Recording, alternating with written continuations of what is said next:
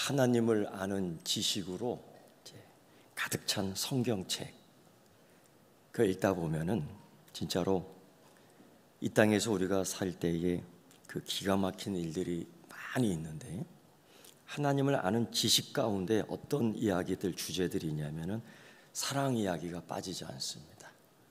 그런 것들이 나오고, 반대로 사랑에 대한 배반 이야기가 나옵니다. 그 갈등 속에서 또 싸움의 이야기가 나옵니다. 그런 이야기들이 많이 나와요. 하나님을 아는 지식이 담긴 성경책 안에. 근데 그뿐 아니라 성경책 안에 어떤 이야기가 또 많이 나오냐면, 진짜로 많이 나오는 이야기가 있는데, 엉뚱하게도 먹고 사는 이야기가 그렇게 많이 나옵니다. 먹고 사는 이야기. 그거 아세요? 하나님께서 애굽에서 나온 이스라엘 백성들, 자기 백성 삼으시면서 40년 동안 광야에서 만나를 끊임없이 먹였어요. 한 번도 변하지 않고, 한 번도 마음이 바뀌지 않고 그 만나를 먹였어요. 그거 진짜 입으로 들어가는 만나입니다. 그거 알고 있지만은 우리가 그걸 잊고 살아요. 하나님이 그만큼 먹여주셨구나. 그거 알아요? 예수님께서 빈들에 있는 이 백성들을 5,000명 이상 먹이는데, 그게 한 번의 사건이 아니라 여러 번의 사건입니다. 4,000명 먹이는 것도 있고. 그들을 먹였어요. 뭐로? 그 어느 한 사람이 그 마지막 한 끼를 가지고 먹였어요. 그걸 볼 때 그 예수님은 우리가 굶주려 사는 거를 기쁘게 여기시지 않아요. 먹이십니다. 예수님 공생애 때에 그 중요한 사역 내역 가운데에 그 한 가지가 있는데, 그게 뭐냐면 식사의 자리에 함께 모이는 겁니다.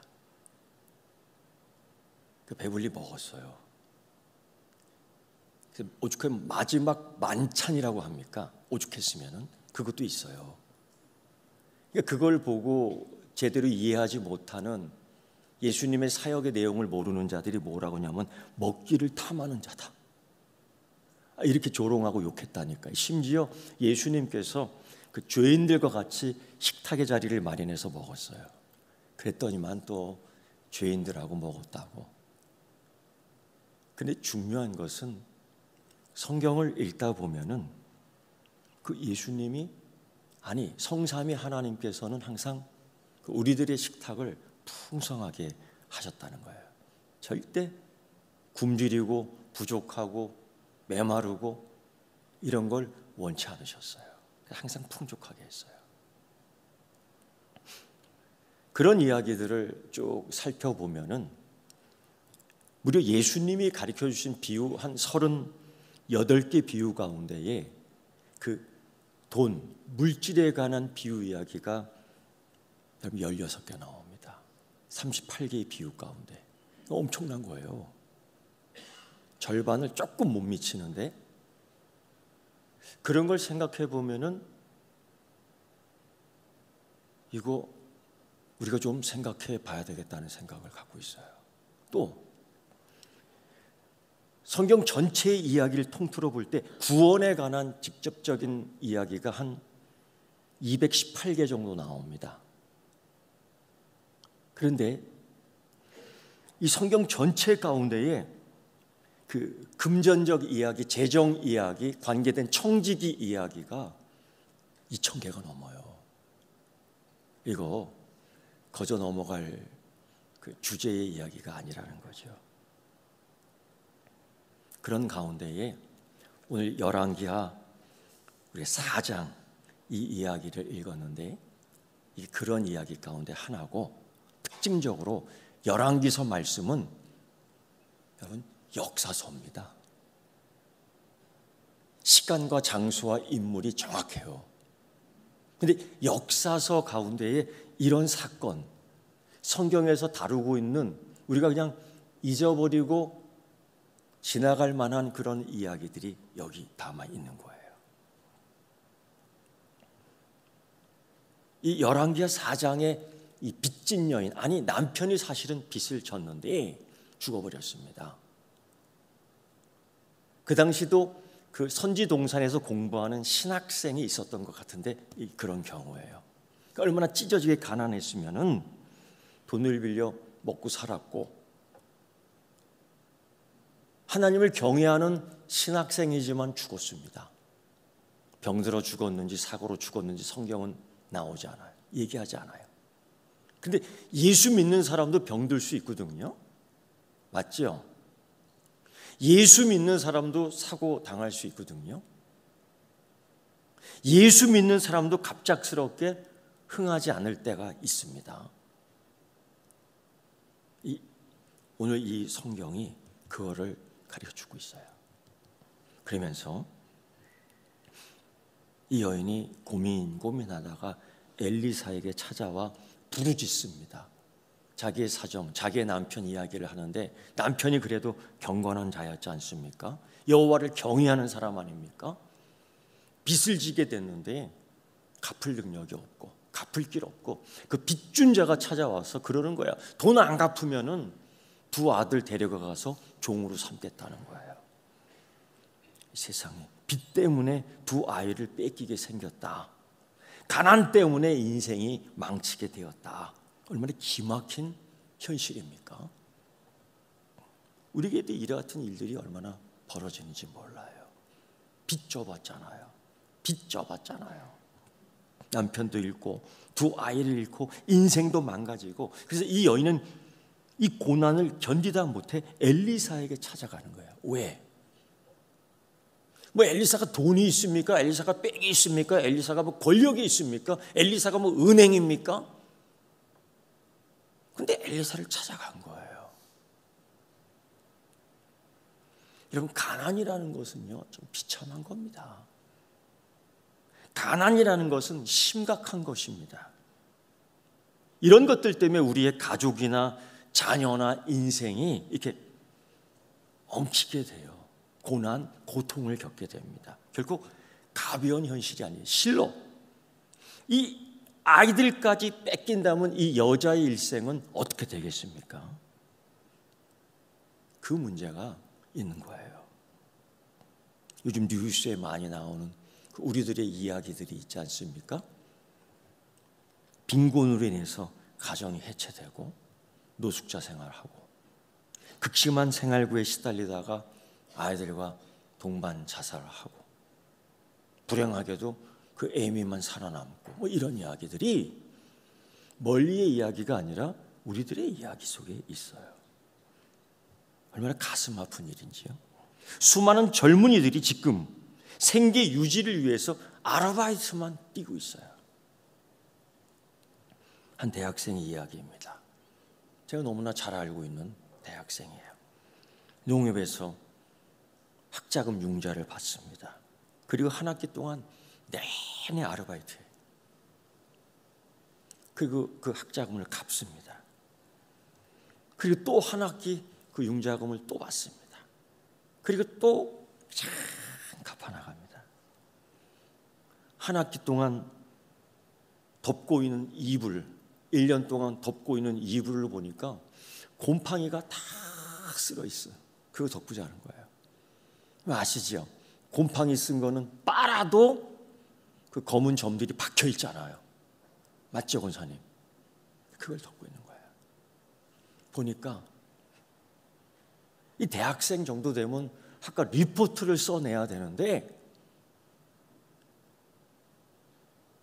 노트북이 없는 거예요. 그냥 어디 가서 돈 주고 이렇게 하다가 써내는 거예요. 그러니까 학점도 실력도 좋을 수가 없죠. 그리고 이러한 삶이 4년 동안 계속되는 거예요. 그러니 내일이 소망이 없죠. 더 심각한 것은 이러한 힘든 것들이 빈곤의 대미울림으로 계속되고 있다는 거예요. 자녀들이 부모의 빚을 떠넘겨 받습니다. 자신의 인생을 헤쳐나가는 것도 힘든데 부모가 진 빚까지 떠안고 사는 거예요. 이 젊은이, 이 자녀들에게 너무나 과중한 짐이죠. 이 가슴 아픈 일이에요. 하나님이 이런 삶을 좋아하시는가라는 거죠. 이런 걸 고난이라고 얘기해야 되느냐, 이런 거죠. 이런 자녀의 삶을 하나님은 구경만 하고 계시는가? 라고 질문을 한번 해봐야지요. 오늘 열왕기하 4장 우리가 읽은 이야기가 사실 그런 이야기예요. 이게 남 이야기가 아니라 나의 이야기, 우리들의 이야기입니다. 공교롭게도 성경은 분명하게 얘기해요. 신명기 28장 12절 말씀 보면요, 하나님은 그런 사람, 그런 삶을 기뻐하지 않아요. 이렇게 얘기해요. 여호와께서 너를 위하여 하늘의 아름다운 보고를 열으시, 보물 창고를 열어버리고 네 땅의 때를 따라 비를 내리고 네 손으로 하는 모든 일에 복을 주리니 내가 많은 민족에 꾸어줄지라도 너는 꾸지 아니할 것이라. 이 신명기 28장 12절 자녀를 향한 축복 선언문이에요. 이거 다 받으시기를 축원합니다. 시편 127편 128편 읽다 보면 수고한 대가를 먹으면 헛되지 않는다라는 말씀이 있는데 이거 하나님이 축복해 주시는 말씀이에요. 그 자녀에 대한 하나님의 그 소망과 결정이 이런 겁니다. 고린도후서 9장 8절 말씀은 또 이렇게 있어요. 하나님이 능히 모든 은혜를 너희에게 넘치게 하시리니 이는 너희로 모든 일이 항상 모든 것이 넉넉하여 모든 착한 일을 넘치게 하려 하십니다. 착한 일을 하게끔 하는데 넘치게 하는 거예요. 그래서 부족하잖아요. 궁핍하잖아요. 여러분, 우리가 착한 일 하기가 힘듭니다. 내가 거지 같은데 어떻게 부족한 사람 먹여 살립니까? 내가 있어야지 먹여 살리죠. 저는 간혹 그런 생각, 믿음이 있으면 합니다. 아유, 없는데 뭐 어떻게 합니까? 성경 고린도후서 9장 8절에도 그렇게 해요. 네가 넉넉하여 모든 착한 일을 넘치게 하려 한다. 이게 하나님 주신 축복이에요. 축복입니다. 가난하거나 빚이 있으면 착한 일을 넘치게 할 수 없어요. 가난 때문에, 빚 때문에 시달린 적이 있잖아요. 오늘 열왕기하 4장이 그런 이야기예요. 그런데 이것으로 끝나지 않죠. 그 열왕기하 4장 이 역사서에 기록된 이 이야기를 읽다 보면은 가난의 반전이 있습니다. 이 궁핍의 반전이 나옵니다. 이 여인이 이 가난 때문에 하나님의 은혜를 경험하는 거야. 이 여인이 가난 때문에 하나님 주신 기적을 경험하는 거예요. 이 여인이 가난 때문에 하나님 주신 축복을 내 거로 삼는 거예요. 이 이야기가 있는 거예요.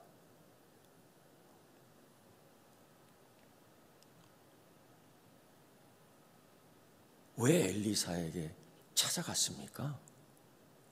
엘리사가 은행도 아닌데, 엘리사가 돈이 많은 선지자가 아닌데 왜 엘리사를 찾아갔습니까? 이 여인이요. 여러분, 이 여인은 자기가 궁핍하게 되고 자기가 가난하게 되고 자기가 빚지게 되고 지금 두 아들을 뺏기게 되고 이 상황이 영적인 문제라고 인식한 거예요. 밥을 먹더라도 영적인 문제예요. 우리가 좀 민감했으면 좋겠습니다. 뭐 그냥 먹으면 되지 뭘. 그게 아니란 말입니다. 이 여인이 엘리사에게 찾아가 부르짖었습니다. 우리 남편이 죽었고 우리 남편이 잘 믿었는데 빚졌는데 우리 두 아들을 뺏기게 됐고 다른 방법도 있었을 겁니다. 좀 더 연기해 주면 어떨까 부탁했을 것 같아요. 다른 방법도 있었습니다. 좀 다른 곳에서 돌려막기 할 수도 있었을 거예요. 위험한 거죠. 또 다른 방법도 있었을 거예요. 이왕 이렇게 된 거 사채를 좀 쓸까?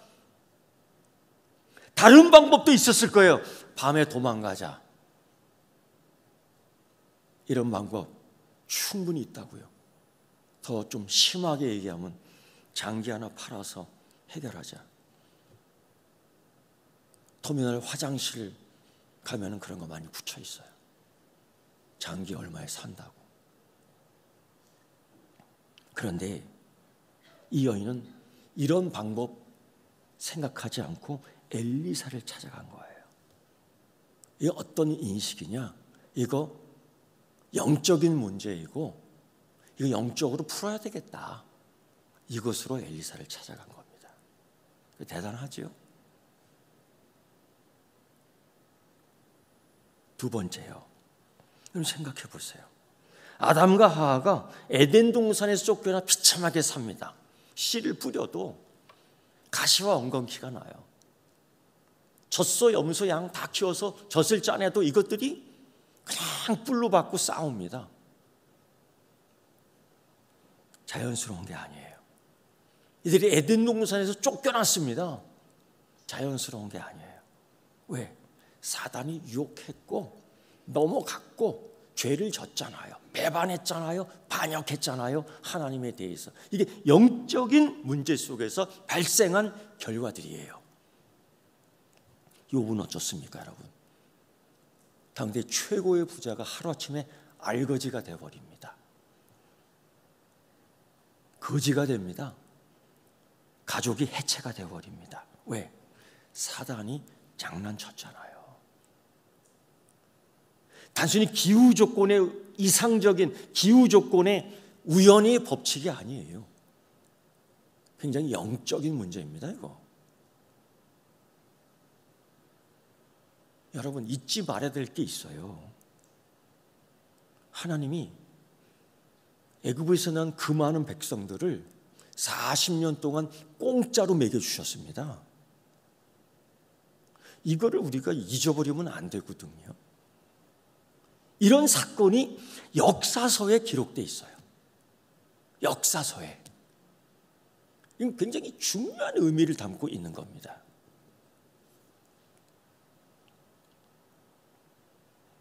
우리 삶의 중심에 가장 큰 영향을 미치는, 행동에 영향을 미치는 게 사실 돈 문제, 재정 문제예요. 이런 문제가 닥치면은 영적으로 깨지 못하더라고요. 급한 물 끊으라고 그죠? 당황해 하는 것 뿐이더라고요. 여러분, 우리 가정과 기업에 사단이 역사하지 못하도록 항상 준비되어 있어야 되는데, 예수님께서 이런 말씀하셨어요. 마태복음 16장 19절 말씀 보면, 네가 천국의 열쇠를 네게 주리니 네가 땅에서 무엇이든지 매면 하늘에서도 매일 것이요, 네가 땅에서 무엇이든지 풀면은 하늘에서도 풀리리라 하시고, 이 상당히 권세와 능력, 축복의 그 능력을 우리에게 주신 거예요. 그래서 우리의 기업, 우리의 가정, 우리 땅에서 이 선포가 능숙하게 나와야 되는 겁니다. 아이고, 큰일 났네. 아이고, 어쩌지?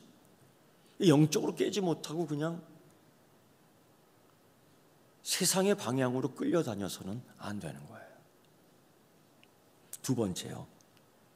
이 여인은 자기 문제를 해결할 수 있는 하나님의 도우심을 구했습니다. 사실 엘리사에게 달려간 이 여인은 하나님에게 달려간 거지요.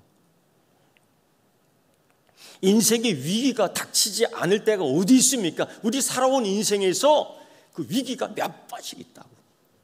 그럴 때마다 우리가 해야 될 일이 뭐냐? 전능하신 하나님께 나아가는 거예요. 하나님을 믿는다, 하나님을 신뢰한다는 건 전지전능하신 하나님을 믿는 것인 줄 믿습니다. 우리가 이거를 전지전능하신 하나님이라는 것을 잊어버려요. 아브라함이 99세 때, 사라가 90살 때 하나님이 신방하십니다. 도우려고, 그들의 기도 제목에 응답하려고 신방해요. 그래서 하나님이 그렇게 얘기하죠. 아브라함과 사라에게. 여호와께서 능치 못할 일이 있겠느냐? 기한이 이를 때 내가 네게로 돌아오니 사라에게 아들이 있으리라. 아들이 품고 있는 아들을 안겠다. 사라가 비웃어요. 전지전능하신 하나님을 비웃어요. 마찬가지죠. 예수님이 그 가나의 혼인잔치의 포도주의 그 축복이 우리 집에는 없어. 이렇게 생각한다니까요. 하나님 그 축복을, 그 은혜를 우리에게도 주십니다. 그걸 기대해야 돼요. 그걸 바라야 되는 거죠. 하나님이 그들에게 40년 동안 만나를 먹이셨습니다. 공짜로. 이 공짜라는 표현이 너무 천박해. 그래도 와닿잖아요. 그 하나님이 내 하나님이라는 겁니다. 그 이야기가 오늘 열왕기하 4장에 나와 있어요. 전능하신 하나님을 비웃는 사라. 우리 그런 거예요. 믿지 않는 거죠. 그거는 그냥 성경에서 나오는 이야기. 역사서예요, 이거. 좀 심각한 이야기입니다, 이거. 하나님 정말로 우리를 돕기 원하셔요. 돕기를 원하십니다. 하나님은요, 우리가 넉넉해지고 풍성해지기를 원하시는 하나님이신 줄 믿습니다. 신명기 28장 12절 그 후반부에 이래: 네가 많은 민족에 꾸어질지라도 너는 꾸지 아니할 것이라. 저는요, 평생에 이 말씀 붙들고 있어요. 인생 한 번 살면서 맨날 꾸어 살아. 꾸어주지. 아멘. 같이 말씀을 공유했으면 좋겠어요. 요 며칠 전에 선교사 한 분이 오셨어요. 잘 몰라요. 우리 교단도 아니에요. 이분이 제주도에 올 일이 있었는데 우리 교단 선교사 한 분이 그랬대요. 너 제주도 가면은 거기 서귀포에 있는 서귀포교회 누굴 만나요? 절 만나라는 거예요. 꼭 만나야 된다. 만났어요. 왜요? 왜 만나라는 거예요? 저는 그래요. 손님이 오면 그래도 꼭 먹여야지. 손님이 오면 선물을 꼭 줘야지. 이 말씀이 신명기 28장 12절이요. 절대로 구워주는 거죠. 대접하는 거죠. 그래서 그 선교사님이 오셨어요. 그래서 제가 그걸 보면서 그래, 야, 기쁜 게 뭐냐면요, 전 세계적으로 소문이 났어요. 선교사들 때문에. 감사해요. 그래서 이렇게 할 때 하나님이 우리 교회와 우리 교인들에게 복 주실 줄 믿습니다. 아멘? 나는 그게 너무 기뻤어요. 야, 그렇게 소문이 났네. 세 번째, 이 여인이요, 이 빚진 여인, 아들 뺏기게 될 이 여인이 인생의 위기에 놓쳤을 때 하나님의 사람 엘리사를 찾아가 엘리사 얘기를 듣습니다. 이 여인은 엘리사를 하나님의 사람으로 알고 있어요. 지 남편 죽었고 지금 지 처지가 이렇게 됐고 아들 둘은 종으로 팔려가게 됐고 정말 급해요. 이 현실이 급해. 그런데 엘리사를 찾아가. 왜? 그를 통해서 역사하시는 하나님의 손길을 믿었기 때문이죠. 난 여러분 이런 믿음이 있었으면 좋겠어요. 하나님은 선지자 아브라함에게 무슨 말씀하셨느냐? 너를 축복하는 자에게 내가 복을 내리고 너를 저주하는 자에게 내가 저주하리니 땅의 모든 족속이 너로 말미암아 복을 받으리라. 이거 아무에게나 주신 말씀이 아니라 하나님이 아브라함에게 주신 말씀인데 우리가 알듯이 그 축복의 통로죠. 이 믿음으로 달려간 거예요. 유다의 4대 왕 여호사밧 왕이 있습니다. 이 사람 그렇게 하나님 잘 믿은 사람 아닙니다. 이 엉망으로 믿은 사람이에요. 그럼에도 불구하고 열왕기하 역대하 역사서예요. 역대하 20장 20절에 뭐라고 말씀하냐면요, 너희는 너희 하나님 여호와를 신뢰하라. 그러면 견고하게 서리라. 여기서 끝나지 않아요. 이렇게 얘기해요. 그 선지자를 신뢰하리라. 그리하면 형통하리라. 아니 그 믿음도 덜 된 게 이런 얘기를 해요. 그렇다고 해서 뭐 선지자에게 국밥 하나 대접하지 않은 게 이딴 소리를 한다고요.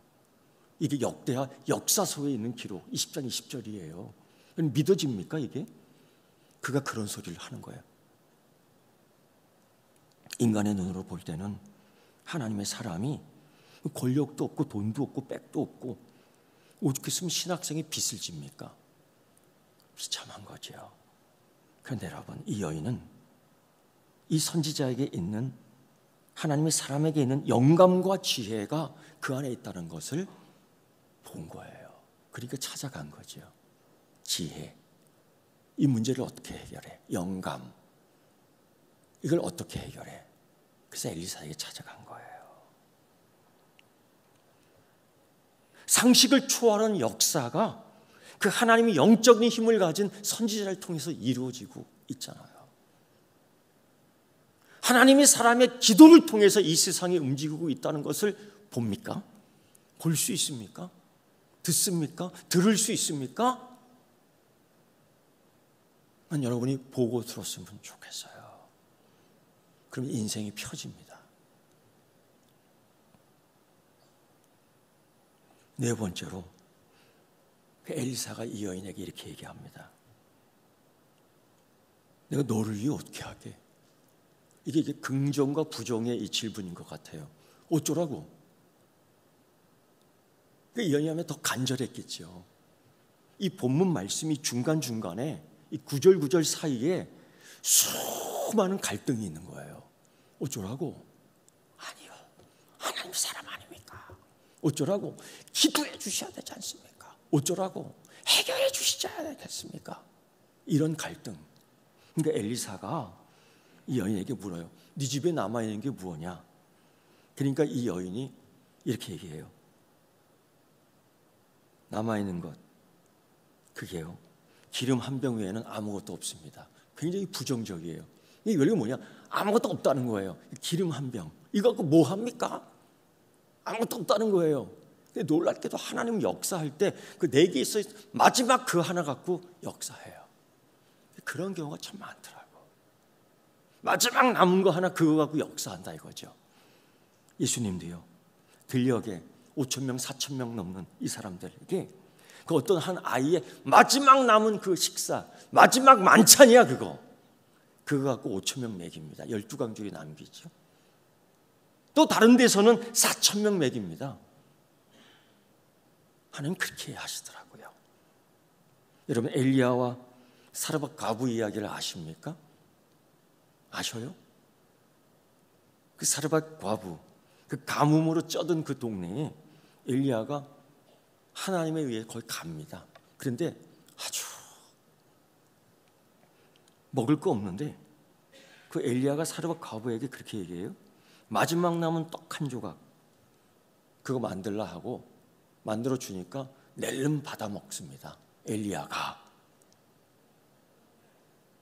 먹고 살 길이 없는 이 사르밧 과부에게, 거기도 자식 하나 있었는데, 이걸 여러분 이런 이야기, 처음과 끝, 시작과 끝을 모르는 사람이 이 이야기를 들을 때 이 하나님의 사람을 도둑으로 몰아가거든요.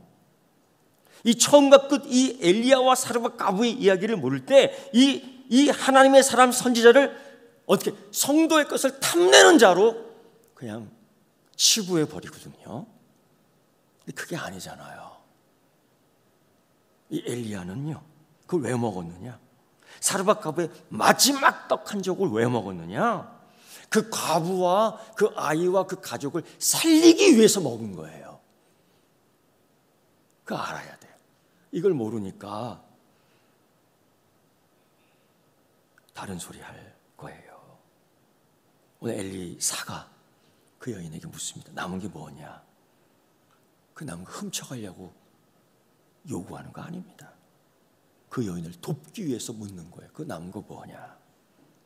이때 여러분 집중적으로 영적으로 생각하는 훈련을 갖고 있어야 돼요. 그 여인이 얘기하는 거예요. 그 기름 한 병. 이때 엘리사가 그 생도의 아내, 그 과부, 그 여인에게 뭐라고 말씀하냐면 명령이에요. 모든 이웃에게 가서 그릇을 빌라. 그 그릇을 빌되 조금 빌리지 말고, 오늘 이 말씀 속에서요, 모든 이웃에게, 이건요 빠지지 말고 가가호호 가서 빌리라는 거예요. 그런데요, 그 남편이 살아생전에 빚졌지 않습니까? 그냥 물어볼게요. 그 가정에서, 그 가정이 빚질 때에 누가 돈 꾸러 다닙니까? 여자가 돈 꾸러 다녀요? 남자가 돈 꾸러 다녀요? 여자죠. 이거는, 그래서 그 빚준 자가 와서 당당하게 네가 돈 꾸고 갔잖아, 이렇게 얘기할 수 있는 겁니다. 이런 상황이에요. 그런데 또 이젠 돈이 아니라 그릇을 꿔달라고, 그릇을 비달려 달라고, 그리고 그 그릇, 이 집에 있는 모든 그릇을 긁어 오라고, 이게 말이나 되는 말씀입니까? 그러니까 하나님 말씀이 불편해요. 그러니까 하나님 말씀이 어려운 겁니다. 그러니까 하나님 말씀을 순종하기 그래서 불순종하는 겁니다. 그러니까 은혜가 넘어가는 거예요. 그러니까 하나님의 뜻이 이루어지지 않는 거예요. 부분적으로 이루어질 수는 있겠지. 그냥 삽니다. 이거 안 해도 어떻게든 살아가요. 종으로 팔고 나는 거지처럼 살아요. 그냥. 근데 하나님이 원하는 하나님 자녀의 삶은 종으로 살고 거지처럼 살고 떠돌이로 살고 그런 삶이 아니거든요. 구워줄지언정 꾸지 않는 삶이고요. 내게 있어 풍족하여 너의 착한 일이 넉넉하게 되리라는 것이 하나님 축복하는 선포가 내게 이루어져야 될 줄 믿습니다. 그렇게 살아야 되는데, 모든 이웃에게 가서 그릇을 많이 빌려라, 이게 되겠느냐 이거죠. 어렵습니다.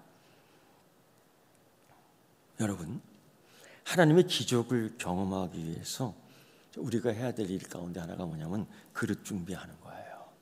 디모데후서 2장 20절 21절 말씀 보면 사도 바울이 디모데에게 그런 얘기해요. 큰 집에는 금그릇과 곧 은그릇뿐 아니라 나무그릇, 질그릇을 귀하게 쓰는 것도 있고 천하게 쓰는 것도 있는데, 그럼 누구든지 이런 것에서 자기를 깨끗하게 하면 귀 쓰이는 그릇이 되어 거룩하고 주인 쓰심에 합당하며 모든 선한 일에 준비함이 됨이니라. 디모데후서 2장 20절부터 21절 말씀인데, 준비돼야 되는 거거든요.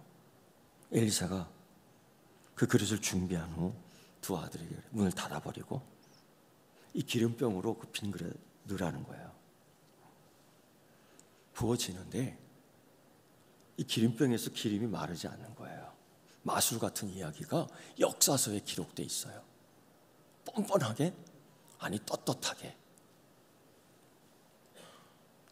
그리고 그 그릇이 차는 대로 옮겨놓고 그 어미가 그 두 아들에게 얘기합니다.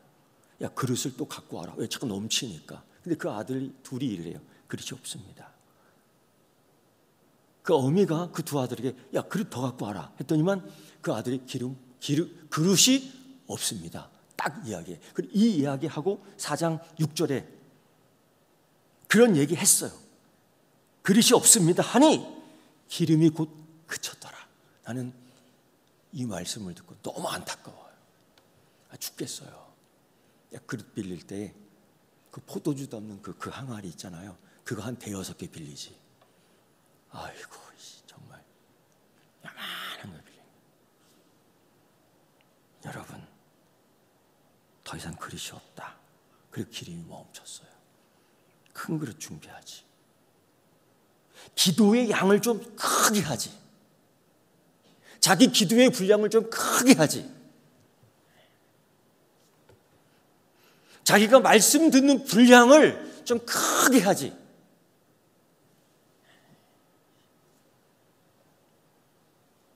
자기가 헌신할 수 있는 능력의 양의 그릇을 좀 크게 하지. 그러니까 그런데도 사는 거예요. 그래 나는 좀 아쉬워요.